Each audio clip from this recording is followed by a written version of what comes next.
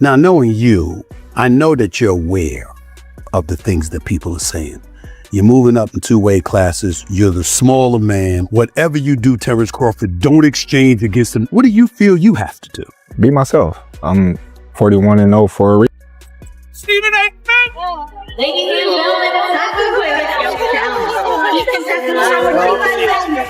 gentlemen, Mayweather was undefeated for the last half of his career. For over 20 years, people believed Flo's 50 wins could never be beaten.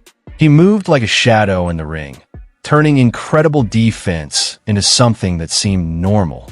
But one unforgettable night, a bold remark from the only person who faced both fighters shook that legend. The conversation shifted from who was the best to whether Mayweather's whole era had just been outdone. The stir started when Terence Crawford faced Canelo Alvarez and delivered a performance that many thought could never happen. Terence Crawford is the best fighter on the planet. Pound for pound, he's that dude. In this four-belt era, he is now the undisputed world champion 3 times over. 140 pounds, 147, now 168 pounds, claiming all the belts. You don't see people doing that very often. Going up against a guy who was perceived as being bigger and stronger, Crawford was strong. Crawford was strong enough to fend him off, strong enough to make him respect his own power. He used his jab, he used his distance. He had poise in the ring, he wasn't rattled. He backed up and moved when necessary and kept us different. He exchanged enough to gain respect when necessary. It was a brilliant, masterful fight. Real surprise happened at the post-fight press conference. When reporters asked Canelo to compare Crawford to his old rival Floyd Mayweather, he didn't pause, with cameras and microphones capturing every word. He answered plainly. You can compare and contrast the fight between yourself and Floyd Mayweather Jr. and tonight's bout with Terence Bud Crawford, if you can. No, I think Crawford is way better than Floyd Mayweather. Hearing this from the only fighter to have faced both men, it wasn't just an opinion. It was a shocking statement that rippled through the sport. That single line ignited a debate that was about to get even louder with a well-known voice joining in. Watching from the sidelines, Stephen A. Smith was instantly captivated. Like many, he thought Crawford would rely on his technique and keep his distance to outbox the bigger, stronger opponent. But that's not what happened. Well, I appreciate Crawford making my prediction come through. Coming into the fight, I had him winning by decision. I thought he was the superior boxer. I thought he would be able to take a punch. And as long as he didn't stay there and exchange with Canelo, I thought he could do it. What surprised me is that there were times during the fight, he did stand there and exchange with Canelo and took it. Took some body shots to the liver.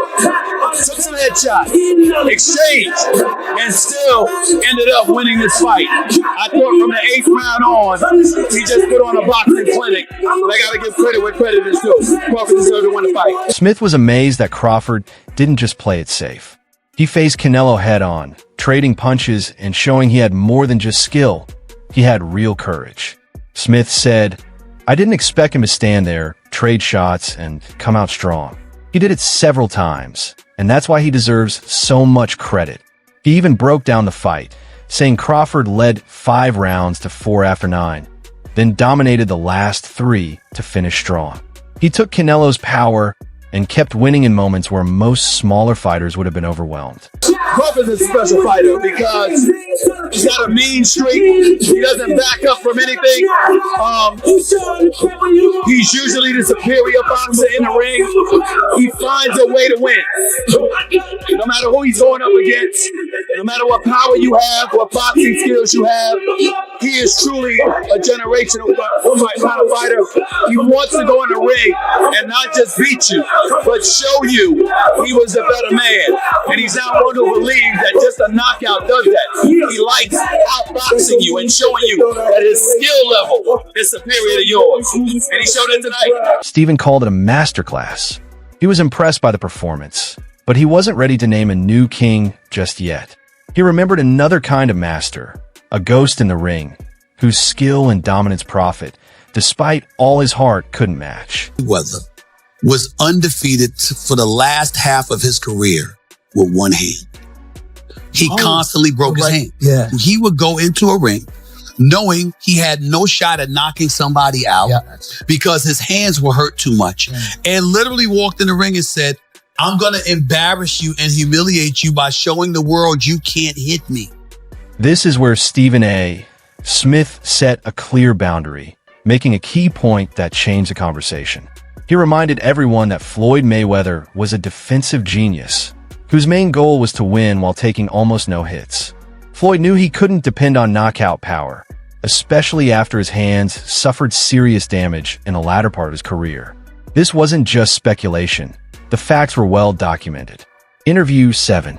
Mayweather himself confirmed that his hands were very fragile, revealing that he couldn't spar for an entire month before his fight with Conor McGregor because of the injuries. Mayweather looks me in my face and he says, I'm going to take him out about the 8th or 9th round. And I said, your hand's always broken. You ain't known for your punching power since you moved up from lightweight to welterweight. Why are you so sure you're going to do this? He said, Stephen A., he's a UFC fighter. He said, and he's a striker. He's accustomed to coming at you and throwing punches. What he's not accustomed to doing is punching while he's throwing backwards, while he's moving backwards and pushing you off of him. He says, I'm going to walk right into him and stay in his chest. He's going to have to push me off in order to throw his punches. He said he's going to be circling the ring. He said by around 4 or 5, he's not going to have any legs. He's going to be done. And he said, and I'll just toy with him and keep him around until around the 8th or the 9th round. And that is exactly what Floyd Money Mayweather did. He told me exactly what he was going to do, and he did it. He's the man. Adding to the debate, reports have long indicated that in the later part of his career, Mayweather fought almost only in Las Vegas, one of the few places where fighters could use numbing injections like Glidane for hand pain. This suggested that his hand problems strongly influenced where and how he fought. Despite that, he became nearly untouchable. Huh? I thought you hurt your hand about yourself. Okay, all right. Relax, baby. The job is done. All right. Put in a bucket of ice, man. Get a bucket of ice. Kill him. I'm saying Shane hit me with a hell of a shot. Okay. Actually, 2 shots. Okay. But even in that particular round, what I said to Shane was this. I was like, you just said something to him when you grabbed him. I said, you got to kill me. Oh, shit. I wasn't ready for it. I said, that was a good one. I said, that was a good one, but you got to kill me. Wow. I said, you got to kill me. And then, I'm not going to lie. I meant it. Trainer Greg Hackett agreed, saying that the Floyd who fought Canelo was a fully developed fighter with a flawless, polished style, unlike Crawford, who relied more on a raw, aggressive approach. Rocky Marciano was 49-0 before Floyd got to 50-0. He was the heavyweight champ. Did anyone ever consider Rocky Marciano the GOAT? No, not seriously, no. Why would Floyd be considered the GOAT? Because he beat more fighters than Rocky did, more great ones? That's true. But really, Floyd was careful in the way he selected opponents. Don't get that twisted. It's not that Floyd didn't fight a lot of great fighters. He did. It's not that I don't think he would have beaten a lot of the tougher fighters than he fought. I think he probably would have, but he didn't do it. He waited. He waited till Pacquiao wasn't at his best anymore. He didn't fight Margarito when Margarito was tearing everyone up. He waited for the right time to fight people. He got paid twice as much for fighting Pacquiao in a less dangerous fight than he would have had he fought him when everyone wanted to see him fight. Floyd is among the all-time greats, but he... So in Stephen A.'s own words, I can't say he's capping. I can't, because I don't know what he felt. But when I heard that, what I think is, when Floyd beat me, I was 23. I wasn't polished. When Bud beat me, I was the man. I was the man. And he beat me fair and square. He beat me at my game and he beat me at his game. That's why Canelo said that. Do I believe that? It's tough to believe. But I can only take Canelo's word because he's the man that's been in the ring with both of them. But I understand why he said it. I was a kid when I fought Floyd. He wasn't a kid literally, but he was young. He was young. There was a lot he didn't know. There was a lot he didn't understand about boxing that he later on learned and got better. But Bud beat the better version of me, even though it's the ran down version.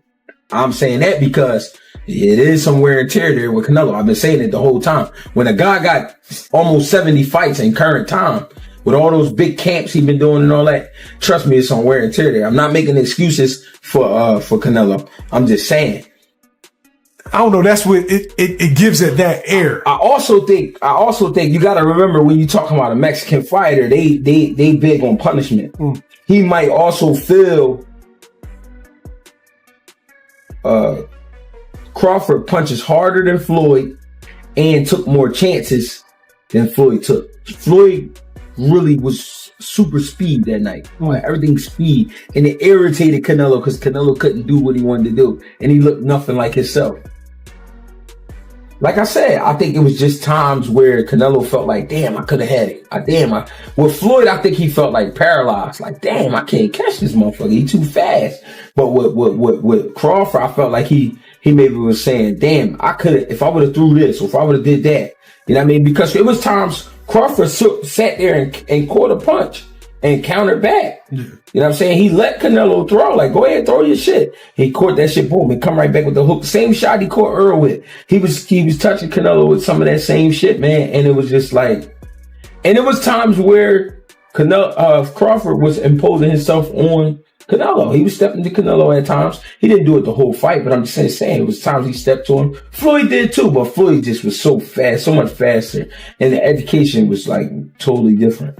Like when Canelo fought Floyd, Canelo was in middle school. He wasn't even, you know what I'm saying? Floyd by that time was already a Harvard graduate. You know what I'm saying? So Crawford, on the other hand, took punches from Canelo and showed real toughness and determination. But in Stephen A.'s view, the fact that he had to prove it was the main thing that set him apart from Floyd. Before the debate grew even more intense, many pointed out a simpler fact. The two fighters came from different eras. It wasn't just about skill, it was about timing. Terence Crawford accepted this respectfully, saying Floyd was the best in his time, and he believes he's the best in his own. He just has something that Crawford still wants. Can't say that. I think that Floyd Mayweather was such a magician defensively. And we have to look at Floyd Money Mayweather in this regard.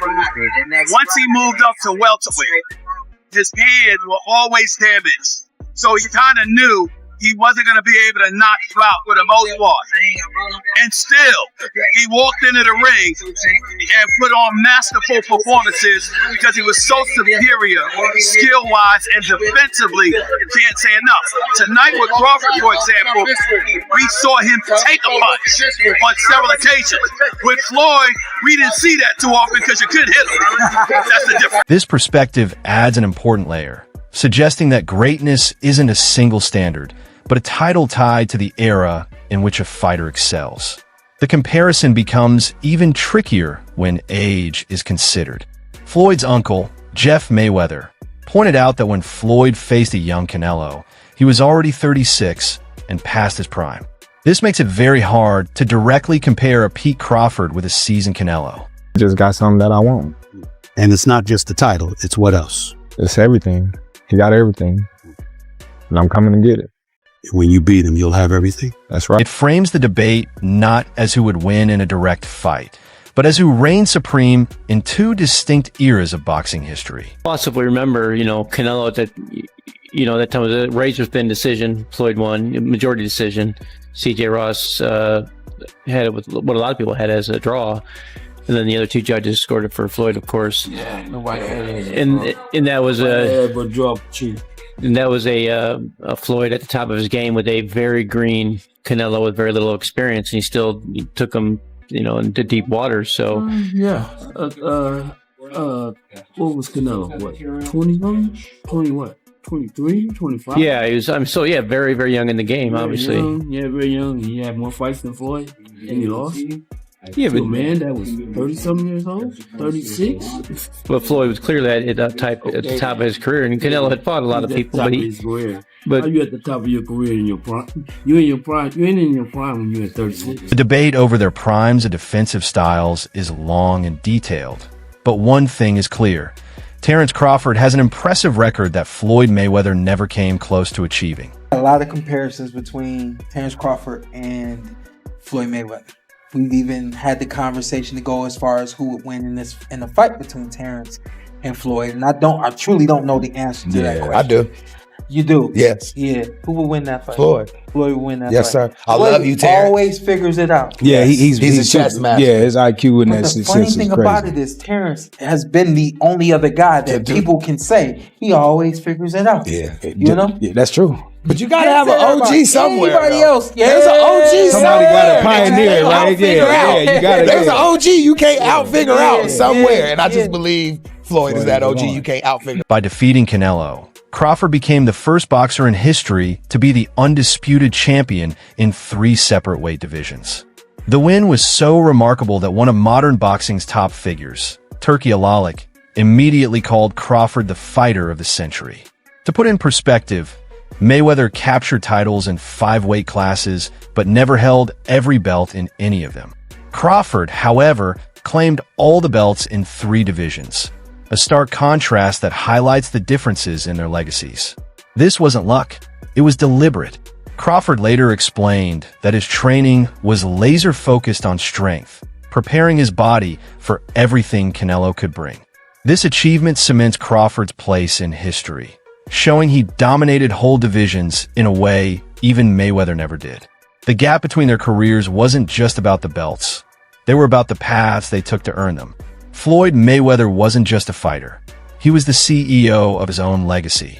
Expert Max Kellerman notes that once Floyd moved up from the lightweight division, his career became a masterclass in strategic matchmaking.